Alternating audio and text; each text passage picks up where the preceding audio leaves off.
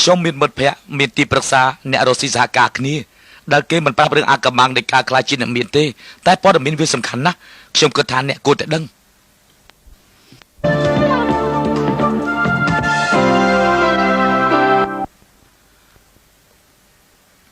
ខ្ញុំឈ្មោះ Robert Kiyosaki ជាកូនកាត់ជប៉ុនអាមេរិកការធំដីក្តីនៅរដ្ឋ Hawaii សហរដ្ឋអាមេរិក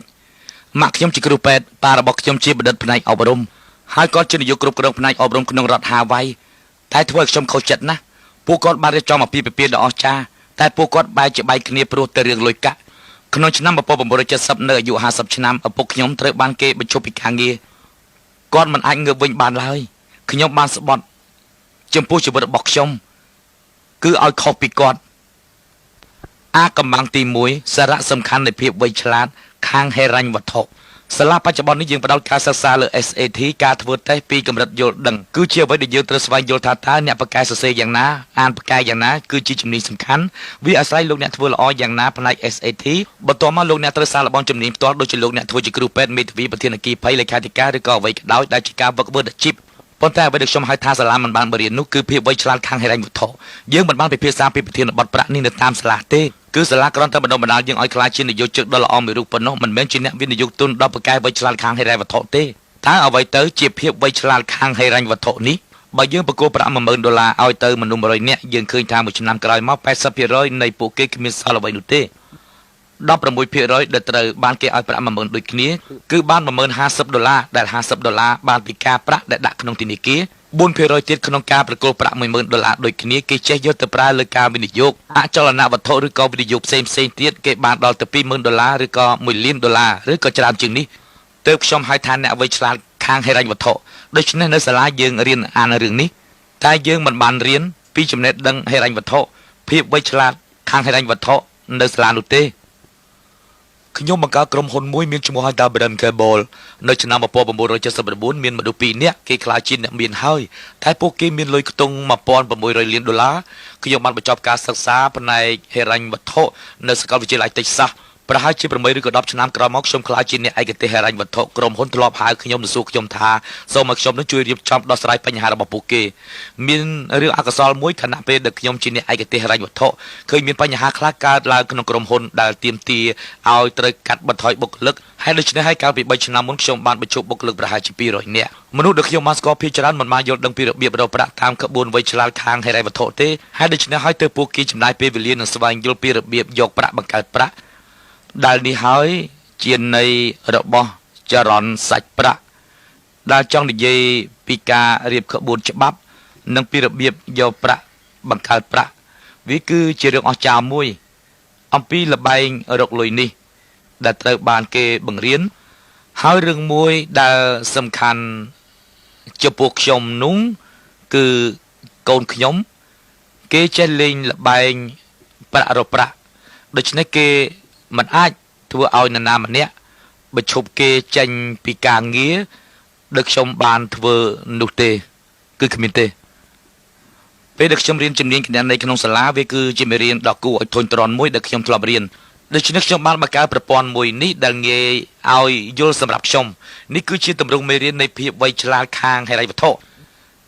នេះគឺជាកន្លែងប្រាក់ចំណូលហើយក៏ជាកន្លែងប្រាក់ចំណាយដែលហៅថាកន្លែងមានបញ្ហាហើយបន្ទាប់មកគឺជាតារាងតុល្យការទ្រព្យនិងតារាងតុល្យការបំណុលភ្លាមនោះខ្ញុំដឹងថាបុព្វហេតុចម្បងនៃការពុះពីរកហិរញ្ញវត្ថុគឺធ្វើឲ្យខ្ញុំមានការយល់ច្រឡំរវាងនិយមន័យពាក្យទ្រព្យនិងពាក្យបំណុលដូច្នេះតើពាក្យថាទ្រព្យនិងបំណុលមានន័យខុសគ្នាយ៉ាងម៉េចខ្ញុំបានបើកវចនានុក្រមនៅនិយមន័យពាក្យទ្រព្យនិងពាក្យបំណុលខ្ញុំបានយកច្រឡំនៅពាក្យទាំងនោះដូច្នេះខ្ញុំបានបង្កើតនិយមន័យពាក្យទ្រព្យនិងបំណុលដោយខ្លួនឯងនិយមន័យពាក្យទ្រព្យរបស់ខ្ញុំនោះគឺទ្រព្យគឺការយកប្រាក់មកដាក់ក្នុងហោប៉ៅរបស់ខ្ញុំហើយនិយមន័យពាក្យបំណុលរបស់ខ្ញុំគឺបំណុលគឺការដកប្រាក់ចេញពីហោប៉ៅរបស់ខ្ញុំដូច្នេះហើយអ្វីដែលធ្វើឲ្យប៉ាម៉ាក់របស់ខ្ញុំតស៊ូផ្នែកហិរញ្ញវត្ថុនោះគឺមកពីឪពុករបស់ខ្ញុំដែលខាងធនាគារភ្នាក់ងារអចលនវត្ថុប្រាប់ឪពុកខ្ញុំថាផ្ទះខ្ញុំគឺជាទ្រព្យប៉ុន្តែធៀបពិតបើផ្អែកទៅតាមនិយមន័យរបស់វាគឺផ្ទះខ្ញុំគឺជាបំណុលហើយឪពុកខ្ញុំក៏ថារថយន្តជាទ្រព្យតែការពិតរថយន្តជាបំណុលបើការយល់នេះនៅតែច្រឡំខ្ញុំនឹងបញ្យល់បន្តទៀត នេះគឺជាការបញ្យល់បើខ្ញុំជប់ធ្វើការនោះអចលនៈទ្រព្យនិងចិញ្ចឹមខ្ញុំតែបំណុលវានស៊ីខ្ញុំគិតថាវាគឺជារឿងងាយយល់ណាស់អាកំងទី2ឪពុកអ្នកមានមិនធ្វើការដើម្បីប្រាក់ដូច្នេះចំណុចសំខាន់បំផុតនៃចំណេះដឹងខាងហិរញ្ញវត្ថុឬក៏សមត្ថភាពក្នុងការអានតួលេខគឺលោកអ្នកត្រូវយល់ឲ្យបានច្បាស់ពីចរន្តសាច់ប្រាក់ខ្ញុំអាចប្រាប់លោកអ្នកបានអំពីភាពខុសគ្នារវាងអ្នកក្រនិងអ្នកមធ្យមដោយយើងគ្រាន់តែកលេចមើលប្រាក់ចំណូលក្នុងតារាងតុល្យភាពហើយយល់ថាតើចរន្តសាច់ប្រាក់ហូរពីណាទៅណាខ្ញុំបានបង្ហាញពីទម្រង់ចរន្តសាច់ប្រាក់របស់អ្នកក្រចំណុចជាការអ្នកក្រមានការងារមួយហើយប្រាក់ចំណូលដែលបានមកពីការងារត្រូវបានធ្លាក់មកកន្លែងចំណាយពួកគេបង់ថ្លៃឈ្នួលផ្ទះឬក៏ម្ហូបអាហាររួចប្រាក់ក៏ចេញក្រៅពីខ្ទង់ចំណាយហើយនេះគឺជាទម្រង់ចរន្តសាច់ប្រាក់របស់អ្នកក្រទម្រង់ចរន្តសាច់ប្រាក់របស់អ្នកមធ្យមឬក៏លើមធ្យមវិញនោះគឺមានការខុសគ្នាបន្តិចពីទម្រង់ចរន្តសាច់ប្រាក់របស់អ្នកក្រគឺថាប្រាក់ចំណូលចូលតាមផ្លូវនេះហើយចំណូលខ្លះទៀតនោះគឺត្រូវចំណាយលើការបង់ប្រាក់រំលោះចូលធនាគារលើរថយន្តលើប័ណ្ណឥណទានរួចឡើងតាមផ្លូវនេះចូលតាមតារាងចំណាយហើយចុងក្រោយគឺចេញទៅក្រៅដូច្នេះអ្វីដែលលោកអ្នកបានឃើញនៅទីនេះគឺទម្រង់ចរន្តសាច់ប្រាក់របស់អ្នកក្រធៀបទៅនឹងទម្រង់សាច់ប្រាក់របស់អ្នកមធ្យមដូច្នេះទម្រង់ចរន្តសាច់ប្រាក់របស់អ្នកមានវិញគឺមានលក្ខណៈផ្សេងពីអ្នកក្រនិងអ្នកមធ្យមត្រង់ថាទម្រង់សាច់ប្រាក់របស់អ្នកមានហូរចូលពីប្រអប់ទ្រព្យសិនទើបទៅកាន់ប្រអប់ចំណូលដូច្នេះក្នុងគណៈពេលដែលអ្នកក្រនិងអ្នកមធ្យមកំពុងផ្ដោតអារម្មណ៍ទៅលើប្រាក់ចំណូលអ្វីដែលអ្នកមានផ្ដោតអារម្មណ៍នោះគឺប្រអប់ទ្រព្យទៅវិញហើយប្រអប់ទ្រព្យនេះគឺជាចំណុចអាកំបាំងពិសេសរបស់អ្នកមានការជ្រើសរើសទម្រង់ចរន្តសាច់ប្រាក់គឺអាស្រ័យលើលោកអ្នកសម្រាប់ពួកយើងកាលមកត្រូវមានការងារធ្វើមួយរាល់ពេលដែលប្រាក់ចូលមកនេះគឺជាជំរឿនរបស់អ្នកចំណុចនេះគឺជាការសម្រេចចិត្តរបស់អ្នកចង់ខ្លាចជាអ្នកមានអ្នកក្រឬក៏អ្នកមធ្យមបើសិនជាមានប្រាក់$1ចូលមកអ្នកយកប្រាក់$1នេះចេញតាមផ្លូវនេះហើយបន្ទាប់មកវាគឺជាការសម្រេចចិត្តរបស់លោកអ្នកថាត្រូវទិញអាវយឺតឬក៏លេងល្បែងឬក៏ទិញបាយទឹកបន្ទាប់មកលោកអ្នកចាយវាចេញទៅក្រៅការធ្វើដូចនេះគឺលោកអ្នកជ្រើសរើសជាអ្នកក្រហើយផ្ទុយពីនេះបើលោកអ្នកបង្កើនការចំណាយឬក៏មានលុយច្រើនជាងនេះដើម្បីជ្រើសរើសទិញផ្ទះថ្មីទិញឡានឬក៏ទៅកំសាន្តដោយប្រើប័ណ្ណឥណទាននោះលោកអ្នកនឹងជ្រើសរើសធ្វើជាអ្នកមធ្យមហើយតែបើពេលប្រាក់ចូលមកលោកអ្នកយកវាទៅដាក់នៅក្នុងប្រអប់ទ្រព្យនោះលោកអ្នកសម្រេចចិត្តថាតើលោកអ្នកចង់ខ្លាចជាអ្នកមធ្យមអ្នកក្រឬក៏អ្នកមានដោយយកវាដាក់ចូលក្នុងប្រអប់ទ្រព្យចំណុចនេះលោកអ្នកជ្រើសរើសធ្វើជាអ្នកមានហើយជំរឿនសម្រេចទៅលើលោកអ្នកមិនមែនអ្នកដទៃទេអាកំងទី3អ្នកមានគិតថាពីអាជីវកម្មរបស់ខ្លួនឯងកាសែតមុននេះលោកអ្នកបានជួបជាមួយនឹងលោក Kate Cunningham រួចទៅហើយគាត់បន្តប្រាប់ខ្ញុំពីរឿងដែលគាត់ជានិស្សិតថ្នាក់អនុបណ្ឌិត MBA មានបរិសហាម្នាក់ឈ្មោះ Ray Grock គឺជាអ្នកបង្កើត McDonald គាត់បានឡើងទៅនិយាយក្នុងថ្នាក់រៀន MBA ហើយសួរសិស្សទាំងអស់គ្នាថាតើខ្ញុំធ្វើការរកស៊ីអ្វីសិស្សទាំងអស់ឆ្លើយយ៉ាងលាន់មាត់ថាអេរ៉េពិតណាស់យើងទាំងអស់គ្នាដឹងថាជំនួយរបស់លោកនោះគឺ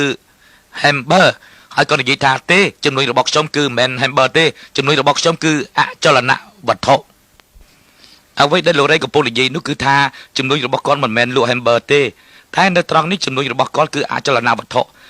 ដោយនៅពេលដែលខ្ញុំសួរទៅមនុស្សភាគច្រើនពីមុខជំនួយរបស់ពួកគេថាតើពួកគេរកស៊ីអ្វីឧបមាថាខ្ញុំសួរទៅអ្នកធ្វើការធនាគារគេឆ្លើយថាអូជំនួយរបស់ខ្ញុំគឺធនាគារអាជីពរបស់ខ្ញុំគឺធនាគារហើយសួរទៅវិជ្ជបណ្ឌិតថាតើរកស៊ីអ្វីក៏ឆ្លើយថាជាវិជ្ជបណ្ឌិតវាគឺជាកំហុសដែលគេយល់ថាពួកគេជាវិជ្ជបណ្ឌិតតែអាជីពរបស់លោកអ្នកគឺលោកអ្នកធ្វើការដើម្បីប្រាក់តែចំនួនវិញគឺត្រូវឲ្យប្រាក់ធ្វើការឲ្យលោកអ្នកវិញហើយចំនួននេះជាហេតុផលដ៏សំខាន់ដែលមនុស្សម្នាជាច្រើនពុះពៀដើម្បីប្រាក់ដោយពួកគេមិនសូវខ្វល់ខ្វាយអំពីការរកស៊ីរបស់ខ្លួនឯងទេតែបែរជាពួកគេខ្វល់ខ្វាយតែពីអាជីវកម្មរបស់អ្នកដទៃទៅវិញយើងមកមើលតារាងម្ដងទៀតនៅត្រង់នេះជាអាជីពរបស់លោកអ្នកឬក៏លោកអ្នកជានិយោជិកលោកអ្នកធ្វើការឲ្យអ្នកដទៃឬក៏ធ្វើការឲ្យម្ចាស់ភាគហ៊ុននៅទីនេះលោកអ្នកកំពុងធ្វើការឲ្យនាយកដ្ឋានពន្ធដារទីនេះអ្នកកំពុងតែធ្វើការឲ្យរដ្ឋាភិបាលហើយនៅទីនេះបើសិនជាអ្នកទិញផ្ទះនោះអ្នកធ្វើការឲ្យធនាគារហើយព្រោះអ្នកត្រូវបង់រំលោះឲ្យធនាគារដូច្នេះបើលោកអ្នកចង់មានចង់សប្បាយនិងចង់បានជោគជ័យនោះលោកអ្នកត្រូវរកស៊ីខ្លួនឯងមិនត្រូវធ្វើការឲ្យអ្នកដទៃទៀតទេវាគួរឲ្យចាប់អារម្មណ៍ណាស់សម្រាប់មនុស្សម្នាក់ចំពោះសាជីវកម្មអាមេរិកនៅក្នុងតំណែងខ្ញុំនៅលីវជាស្រីហើយធ្វើការបានល្អខ្ញុំរីករាយជាមួយនឹងការងាររបស់ខ្ញុំតែត្រូវឈរច្រើនម៉ោងណាស់គឺខំធ្វើការដើម្បីឲ្យបានជោគជ័យក្នុងសាជីវកម្មអាមេរិកចរន្តសាច់ប្រាក់ធ្វើឲ្យខ្ញុំជឿជាក់ថាអាចធ្វើឲ្យអ្នកគ្រប់គ្នាខ្លាយទៅជាអ្នកមានវាជារឿងត្រឹមត្រូវមួយហើយខ្ញុំជឿជាក់ថាវាធ្វើឲ្យប្រាក់ចំណូលយើងកើនឡើងខ្ពស់លោកដឹងហើយថាវាជាបទពិសោធន៍ដ៏អស្ចារ្យសម្រាប់ខ្ញុំហើយវាជាបទពិសោធន៍របស់ខ្ញុំដែលខ្ញុំកំពុងតែរៀនសូត្រចាខ្ញុំឈ្មោះចេះបសិទ្ធខ្ញុំជាអ្នកវិនិយោគអាយុ25ឆ្នាំខ្ញុំរៀនផ្នែកសេដ្ឋកិច្ចខ្ញុំ Star នៅ Wall Street អតិថិជនរបស់ខ្ញុំភាគច្រើនអាយុ40 ទៅ50ឆ្នាំពួកគេមិនដែលគិតពីហិរញ្ញវត្ថុទៅអនាគតទេសម្រាប់ខ្ញុំឥឡូវនេះខ្ញុំមិនមានគម្រោងធ្វើការក្រោយអាយុ30ឆ្នាំទេពេលអាយុ30ឆ្នាំខ្ញុំធ្វើបោះជំរំនៅលើកោះហើយចរន្តសាច់ប្រាក់នឹងបង្ហាញខ្ញុំវាអាចធ្វើខ្ញុំធ្វើបានជោគជ័យដូច្នេះអ្វីទៅដែលបណ្ដាលឲ្យមានការពុះពៀខាងហិរញ្ញវត្ថុ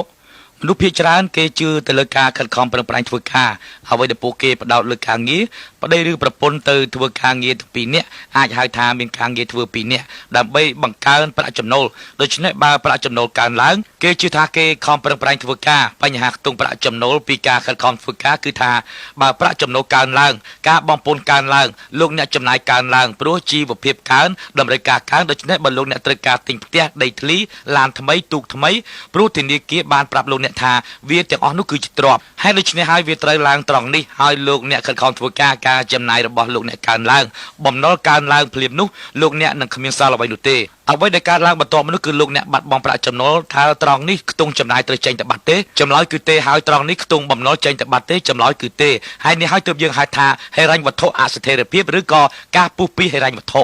ចម្លើយគឺលោកអ្នកមិនធ្វើការឲ្យប្រាក់ទេតែឲ្យប្រាក់ធ្វើការលោកអ្នកវិញទោះបីជាលោកអ្នកបាត់បង់ការងារអចលនទ្រព្យនៅតែចិញ្ចឹមលោកអ្នកដូច្នេះក្នុងតារាងអចលនទ្រព្យយើងហៅថាហិរញ្ញវត្ថុអស្ថិរភាពឬក៏ការពុះពៀខាងហិរញ្ញវត្ថុពីដើមយើងត្រូវដើររកការងារដែលមានស្ថិរភាពប៉ុន្តែវាមិនអាចធ្វើបានយូរទេវាជាគំនិតហួសសម័យហើយវាមានការរីកចម្រើនខ្លីណាស់ខ្ញុំធុញទ្រាន់នឹងប្រព័ន្ធអប់រំដែលបង្រៀនឲ្យយើងធ្វើជានិយោជិកល្អដែលការធ្វើបែបនេះវាលែងជាវិធីដ៏ល្អទៀតហើយព្រោះថាយើងមិនដឹងថាក្រុមហ៊ុននោះនៅធ្វើបាន5ឆ្នាំឬក៏10ឆ្នាំទេដូច្នេះយើងត្រូវស្វែងយល់ថាជីវិតក្រុមហ៊ុននិងជីវិតសហគ្រាសអាចមានរយៈពេលខ្លីជាង3ឆ្នាំដូច្នេះយើងត្រូវតែសម្លឹងរកមើលមធ្យោបាយផ្សេងទៀតតែយើងអាចធ្វើអ្វីបានហើយយើងត្រូវធ្វើយ៉ាងណាដូច្នេះយើងត្រូវទៅរកការសិក្សារកមូលដ្ឋានគ្រឹះនៃចំណេះដឹងរបស់យើងទៅលើមធ្យោបាយផ្សេងៗគ្នាអាកម្លាំងទី4អ្នកមានមិនបងពុនដោយស្របច្បាប់ដូច្នេះមនុស្សខំប្រឹងធ្វើការងារដើម្បីឲ្យបានចំណូលខំធ្វើការបានប្រាក់ចំណូលមកហើយបន្ទាប់មកគឺខ្ទង់ចំណាយដែលគេហៅថាបងពុនប៉ុន្តែអ្វីដែលលោកអ្នកមានធ្វើគឺគេបានប្រាក់ចំណូលពីតារាងទ្រព្យហើយប្រាក់ចំណូលឡើងតាមរបៀបនេះនិងវិធីដែលអ្នកមានធ្វើគឺសហការគ្នាជាមួយសជីវកម្មនានាគឺថាសជីវកម្មដកចេញនៅការចំណាយជាច្រើនរួចទៅហើយមុននឹងប្រាក់ចំណូលត្រូវបងពុនដូច្នេះពេលប្រាក់ចំណូលត្រូវចេញទៅបងពុនគឺគេបានចំណាយទៅលើការងារហើយទៅបងពុននេះហើយអ្នកមានកិច្ចពុនពេលដែលនយោជិតត្រូវបងពុនមុនហើយអ្វីដែលអ្នកមានបានធ្វើការសហការគ្នាពួកគេដឹងនឹងបានលទ្ធផលយ៉ាងនេះពួកគេរកប្រាក់ពួកគេចំណាយតាមចិត្តគេហើយគេបងពុនហើយអ្វីដែលអ្នកក្រនិងអ្នកមធ្យមធ្វើគឺពួកគេបានខំធ្វើការពួកគេបងពុនជូនរដ្ឋហើយពួកគេចាយវាក្នុងការរស់នៅពីប្រាក់ដែលនៅសេសសល់នេះនោះហើយជាភាពខុសគ្នាដ៏ធំមួយរវាងអ្នកមានអ្នកក្រនិងអ្នកមធ្យមពេលខ្ញុំបានបង្រៀនសិស្សនៅសាលាពីការងារពិតប្រាកដខ្ញុំបានរកឃើញពលរដ្ឋនិងកូនសិស្សសិក្សាពីការធ្វើអាជីវកម្មលើអចលនវត្ថុយើងបានផ្ដល់ឲ្យពួកគេនៅមេរៀនមូលដ្ឋានគ្រឹះនៃការរកស៊ីពិតប្រាកដតែពួកគេមិនដឹងពីមេរៀនវិនិយោគនោះទេមែនដូច្នេះពួកយើងរំភើបចិត្តពន់ពេកណាពីលបែងចរន្តសាច់ប្រាក់នេះព្រោះឥឡូវនេះយើងបានបរៀនសិស្សតិចតួចណាស់ពីមូលដ្ឋានគ្រឹះពីរបៀបវិនិយោគនិងហិរញ្ញវត្ថុដូច្នេះយើងត្រូវបរៀនពួកគេឲ្យយល់ដឹងឲ្យបានច្បាស់ពីបញ្ហានេះដើម្បីឲ្យពួកគេយកទៅធ្វើការអនុវត្តក្នុងជីវិតពិត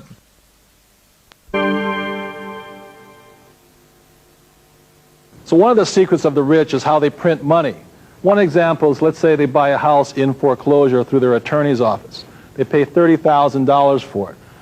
They mark it up to market value, which is, let's say, $60,000. So they sell it for $60,000, and what they have is in $30,000, which they take back in the form of a note or an IOU. So they've created now $30,000 in their asset column from this one transaction. Or another way of doing it is you take a piece of land, about 80 acres. I paid $100,000 for this whole chunk of land. There was a house on the property, so I chopped off 4 acres and sold the house for $145,000. So I made $45,000 from just selling the house and 4 acres. I then divided up the land into 3 parcels, selling each parcel for $100,000 each, again taking it back in a note or a form of an IOU. So over here, I had now invented $300,000 in my asset column. Or another example I do is called an IPO, initial public offering. I put $10,000 seed money into a company I'm forming. For 1 penny a share, $10,000 comes out to 1 million shares. The moment the company goes public, let's say it goes up to $1, so 10,000 shares then goes to $1 million, which I don't have to pay taxes on until such time as I cash the money. So these are some examples of how the rich print money. And why the poor and the middle class have such a hard time is what they do is they go and work hard at their job, the money comes in here, and if they try and save something, it goes through a thing called their taxes. And it goes through taxes before it can come into this asset column called savings. So this is an example of why the poor and middle class have such a hard time saving any money. It's because the government takes a part of it before it gets into their asset column. We had the opportunity to play the game as a family, and it was really nice to have us all around the table having fun. It was also particularly interesting to see how the game reflected real life. I'm an attorney, once upon a time an engineer, but I was never really taught the basic financial principles that are illustrated by the game. I'm the accountant in the family. That's why he's never really had to learn the basic fundamentals of the game. And so my background, I'm a CPA, my background is accounting, so I understand the fundamentals as presented in the game. And what was particularly fun for me was I was able to help both Mike and my daughter Shelley understand the concepts that gave them problems. So it was fun because we were able to learn together.